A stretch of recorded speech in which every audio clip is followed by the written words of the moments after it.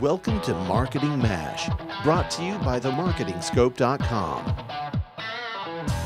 Hi, this is Eric Vidal with The Marketing Scope. Today we have Jack Kosakowski. Jack is a social selling writer, speaker, Evangelist,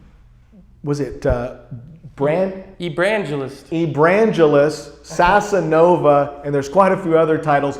But what I think is interesting is Jack is someone who's not just writing and talking about social selling, he's actually doing it. And what I mean by that is he actually works for a brand. Go figure, right? Someone who's writing and talking about social selling or anything social, and they work for a brand. He is a regional sales manager for Acton, which is one of the leading marketing automation platforms out there. And so, Jack, first of all, thank you for joining us. I'm excited to be here. Love your marketing channel. Good stuff. Thank you. That means a lot coming from you. So you wrote a recent article that's in a couple of publications, and it's in the Marketing Scope, and it's on social selling and ROI. First of all, those two phrases don't get put together often, do they? No, it's revenue seems to be a scary word in the social media world today. And so you must cringe when you hear and see all the stuff that is out there about social media or social selling, and it doesn't talk about ROI or how it can. Yeah, I always make a joke because kind of in the social media world, everything is like, vanity metrics, likes, follows, relationships. But the funny thing is, if you asked any executive today, you went into his office and you said, hey, we're going to be doing social media marketing, right? And we're going to do a campaign, and he's going to go, what's the ROI? And you're going to go, well, we're going to get tons of relationships. We're going to get tons of, trust. Well, hold on. Hold on. So the other day you posted, you texted me, I think it was, you said relationship plus relationship equals? Friends, more friends. Okay. And then it was relationship plus ROI equals? It's relationships plus revenue equals social selling, right? So social selling means a lot of different things to a lot of different people. Can you maybe start off, let's kind of set this up. What's your definition of social selling?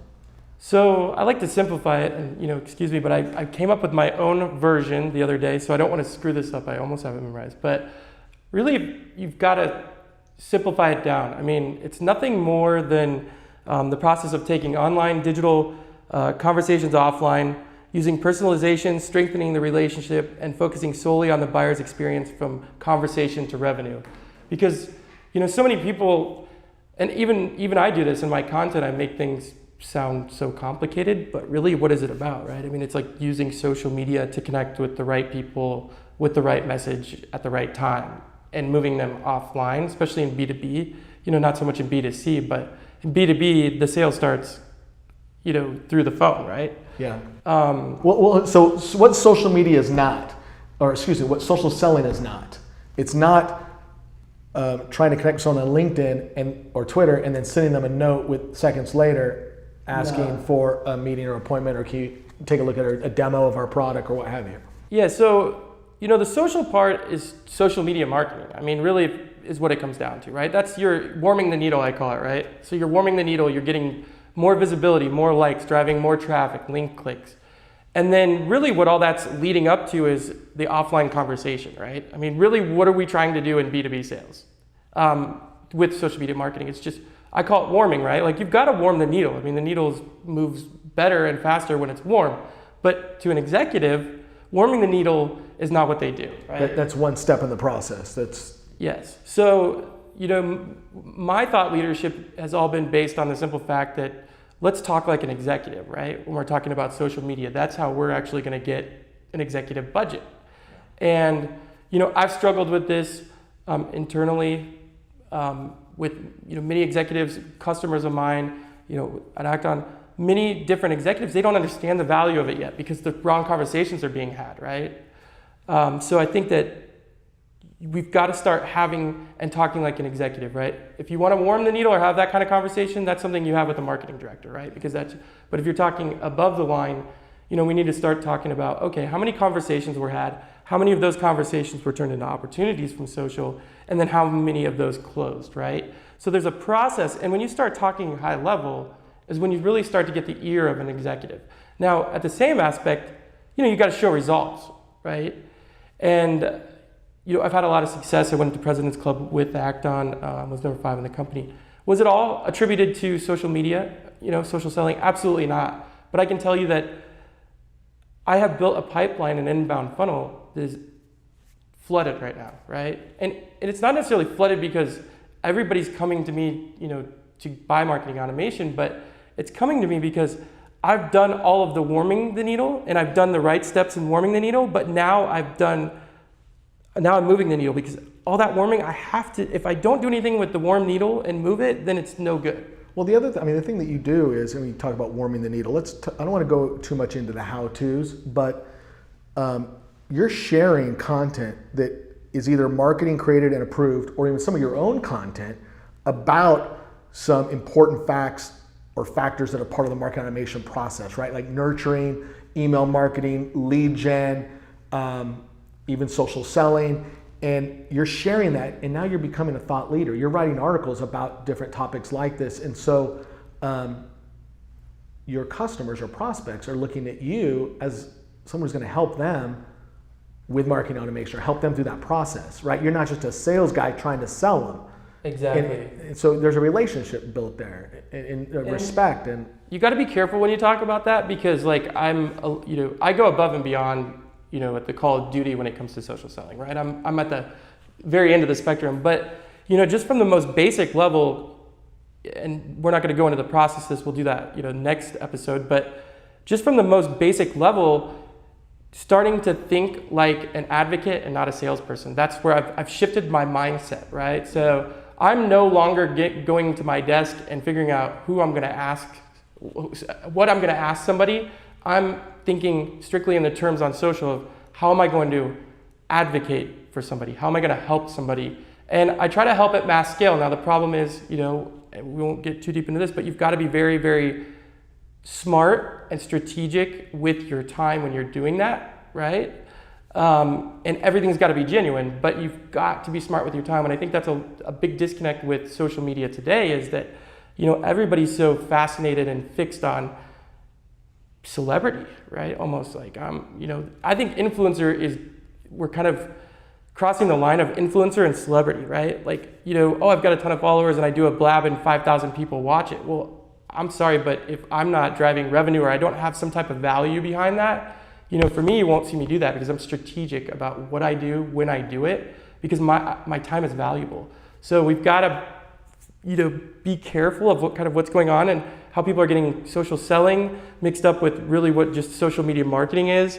And then not only that, but they're getting social media marketing mixed up with social celebrity and calling it influence, right? So there's all these fine lines, and really we just got to get to the basics, because every single person that's on social media, unless you're just there to generate more friends, right? And I'm okay with that.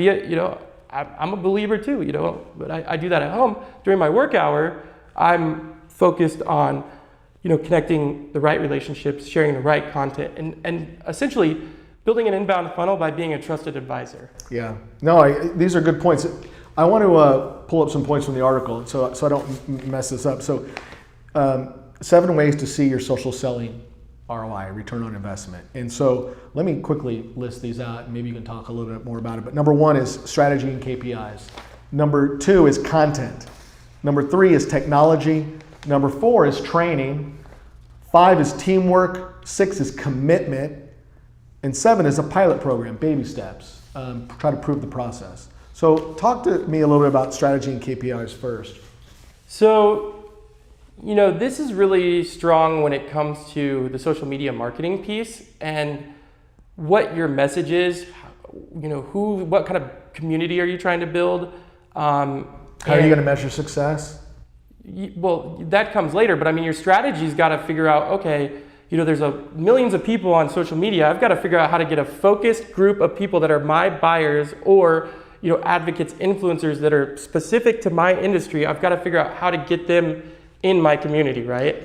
Because if you're building community with people that can't buy, or you're adding value with a budget to people that aren't ever going to create revenue or help you get to revenue, well, aren't you just wasting your time and your money, right? That's marketing's supposed to get people engaged and add value to people that essentially could be buyers, right? Now, that's not to say that that's exact strategy, but you've got to be thinking like that. I mean, strategy plays into that. It's not easy to do that.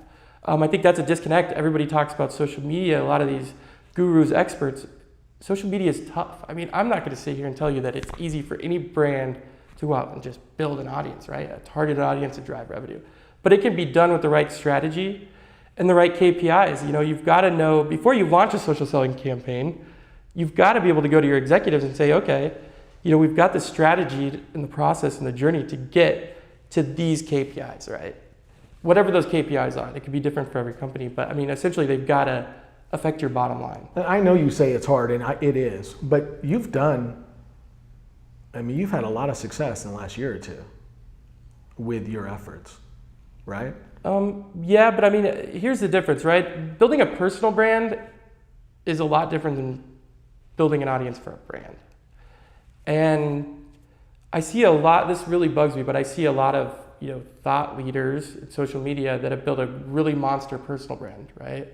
Well, with a lot of time and passion, you can do that because you don't have moving parts and things aren't changing. It's just your brand, like you kind of control where you go. But as a SaaS brand or a manufacturing, whatever it may be, your industry is shifting and changing, your products and all these different things. And people are more apt to engage with you individually than they are as a brand. So you got to be careful about relating personal brands to brands, right? They are two different things and two different strategies, two different KPIs. Okay, let's talk about number 2 on your list, content. Content is king. I mean, I always say it's like fishing, right? It's like fishing without bait, right? I mean, if you went fishing and you didn't put anything on the hook, you're kind of a dead duck. You're never going to get any fish, right? Content's the bait for engagement, and content is that piece where you can add value without selling. And brands, well, you see it. Any brands that have really high quality content, like Buffer, great example. I mean, Buffer has the most killer content on social media, right? And look at their engagement. It just so happens they have a social media tool that goes along with it, but there's a lot of social media tools out there that you don't hear about because they haven't mastered content. And the companies that have figured that out, that they put together a true content strategy and they do quality over quantity, are going to be very successful in social selling. Yeah, and they have an inside team that's more like an editorial team. They have an executive editor, director of content marketing. They have outside contractors inside. I mean, they have a whole team. Even more important is allowing your employees on the front line to write content, right? Because I cannot tell you anymore how much noise there is with content. The most engaged I am with content is when I find out that an employee wrote it and it's going to fix my problem and I can relate emotionally to what they're talking about. And I think that that's where I've had a lot of success with social selling, and is because for once there's a sales guy that's talking about this, but he's actually doing it, right? And this is big for me because I'm super passionate about it, but I'm a trial and error guy. All the stuff I talk about and I write about is stuff that I've either won or failed at. And I think that that is a powerful thing when you're trying to get people to adopt, because it's kind of hard to listen to a marketer talk about social selling when they don't really know what the stress of carrying a bag and quota really is, right? Yeah. Here's one. Let me take a break from your 7 tips. So I've seen social selling done right, and I've seen it done wrong. I've seen social media marketing done right, wrong. But there's a couple small technology firms that I've seen, small tech companies where their sales reps are just really good at it. And the 2 I'm thinking of are out of Silicon Valley. And what they do is they will even go to somebody's webinar and watch what's going on, and then they'll sometimes they'll do it very considerately. They'll jump into the conversation or a hashtag. But the point I'm trying to make is I've seen it done where it's they're hijacking the hashtag, or they come into a webinar and they come in and hijack it. To me, that's what part of social selling is that? Is that, do you guys call that anything? Am I coming across? Do you understand what I'm saying? No. Let me be more specific. Where there's a webinar, company X is putting on a webinar, their competitor will come in and jump in on the hashtag and start trying to tell their story. I mean, there's a level of ethics, in my opinion. I mean, have you ever seen that? Because I've seen that at least 3 times in the last 3 months. I mean, I've never done that. It wouldn't be my style because I think that would probably backfire on you. And, you know, social selling is selling through advocacy, right? I mean, you're really trying to show people who you are, show that you care, help them, you know, through sharing their webinar, right? Or whatever value you're going to add. Before you're ever going to ask for something. I always say it's like social media is kind of the vehicle that allows you to do so much for people that you actually earn the right to ask.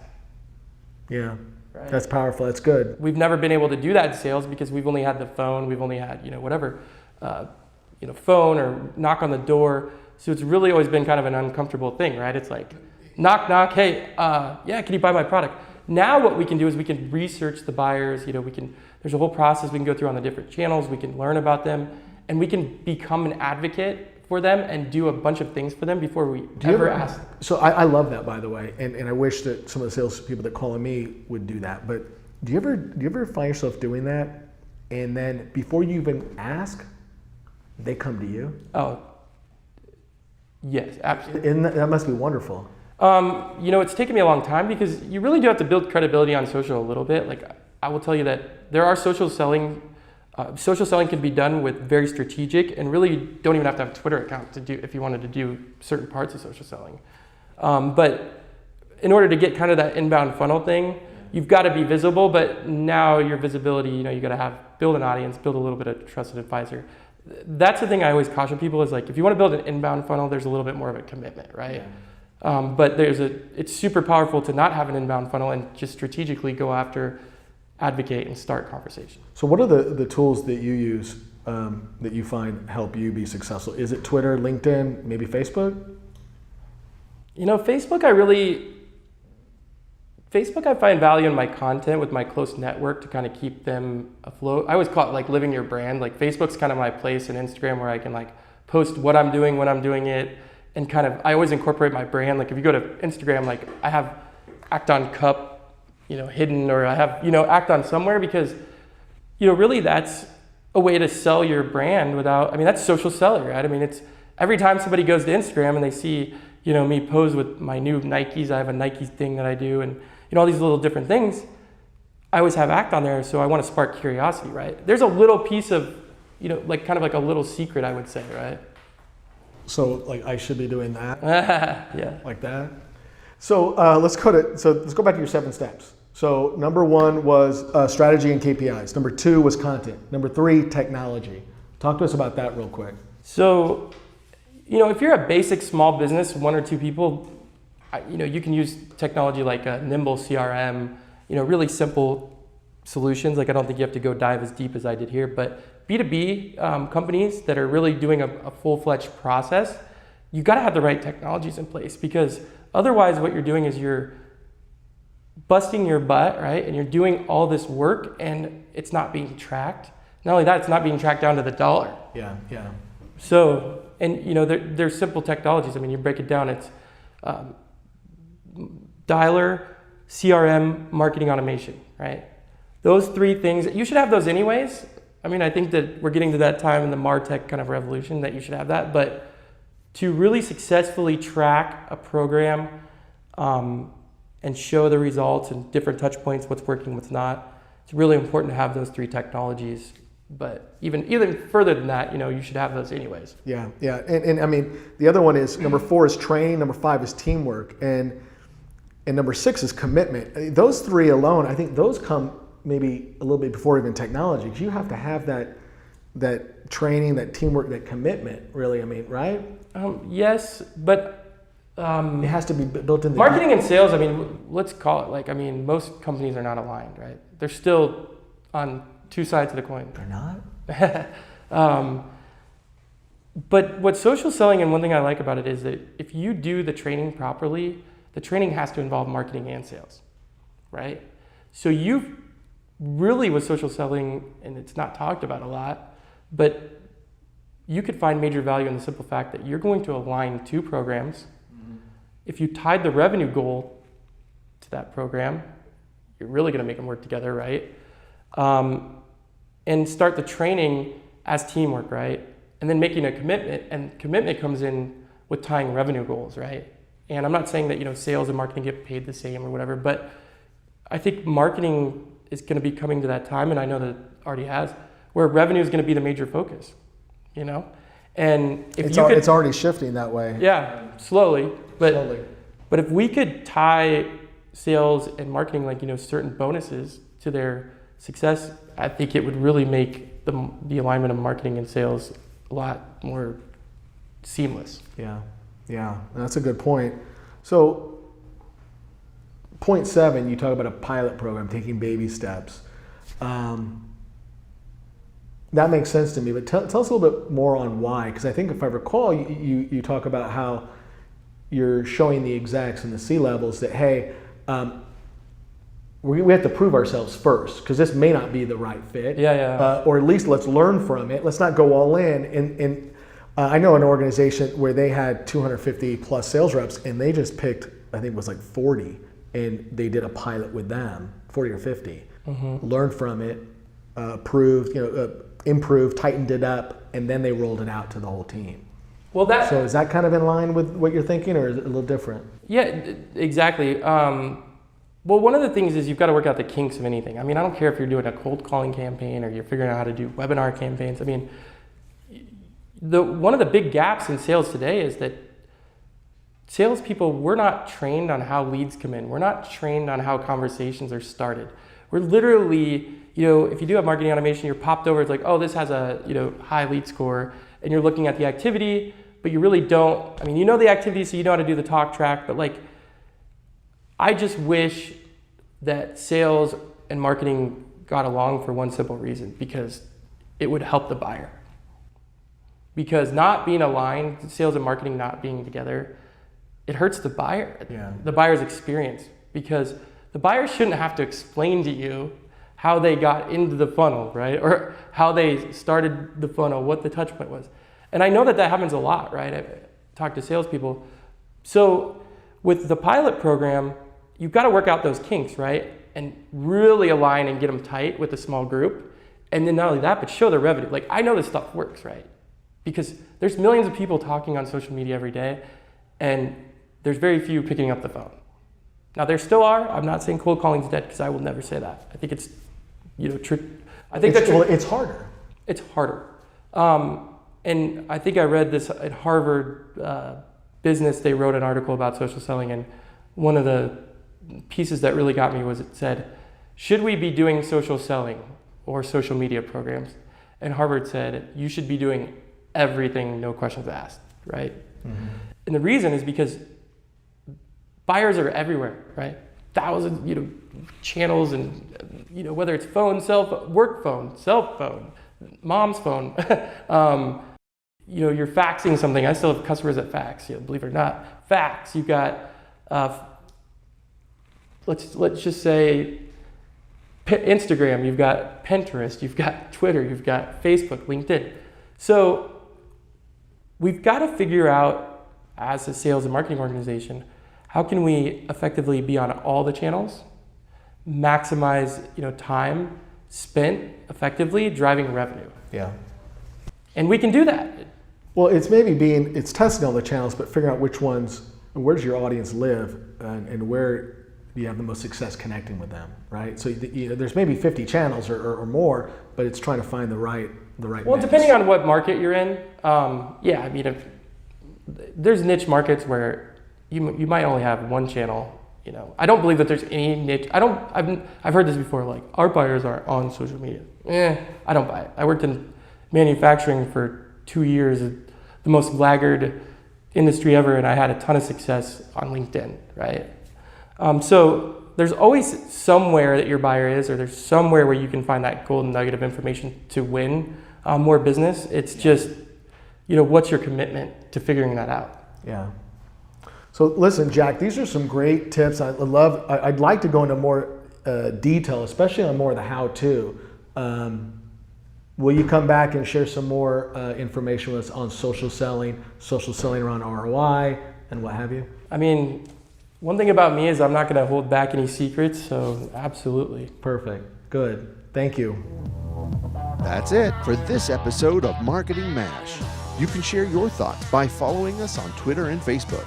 Subscribe to our podcast to keep up with the show. And of course, you can always find us by visiting themarketingscope.com.